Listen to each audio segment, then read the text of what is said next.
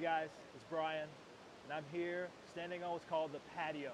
This is in Deer Creek Canyon, off the Grand Canyon. You see the beauty behind me, the beautiful trees that are so green right there, the river, the people kind of getting ready to leave, about to get left actually, but making this video real quick. You see the rock layers, and then spinning all around behind me, you will see the Grand Canyon in its majesty. Beautiful sight to hold, the lush vegetation. You see the river flowing down. It goes up to a waterfall, just gorgeous. And as we come around, it's a long hike to get here. We come around the bend of the hike, and we come around the corner, you see the waterfall. You see these trees behind me right here, kind of right before the waterfall. The sun shining over the cliffs just lights it up, and it's beautiful. And you can't help but think of paradise when you see it. And it reminded me of just the Garden of Eden, at least the idea. Now, of course, I know the garden was much more beautiful, much more vegetation, but just reminded me of the thought of the Garden of Eden, the beauty at the beginning. And you see, it just also reminds us of the stark contrast between the biblical view of the origin of man and the evolutionary view.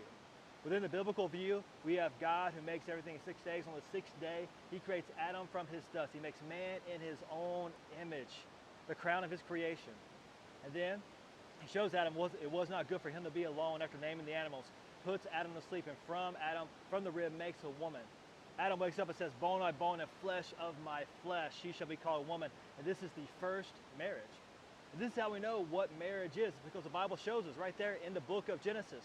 Marriage is between one man and one woman for life, because God, who made marriage, made it between one man and one woman.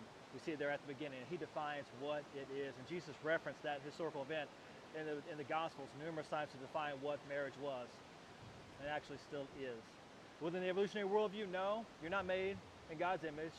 No, actually, you're cosmic stardust. Stars exploded. The earth formed later on. Life came from non-life, from a microbe to a man. You have no ultimate purpose, no meaning in life. Ultimately, you're just a random cosmic accident.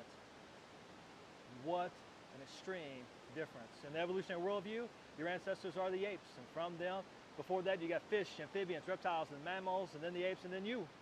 You're related to all creation. The bananas are your ancestors. So are birds and everything else. But no, within the biblical worldview, we do respect creation, but we're not part of the created order. We have been given the mandate to take care of God's creation. But we are made in God's image, distinct from the creation, the crown of his creative glory, in his image, to glorify his name. So what a distinct difference. And how awesome it is to know that no, we're not a cosmic accident. We're not here, it's not purposeless, it's not meaningless. No, we are made in the very image of God. We have purpose, we have meaning. It was corrupted at the fall, but God provided a way of salvation through the last Adam, Jesus Christ.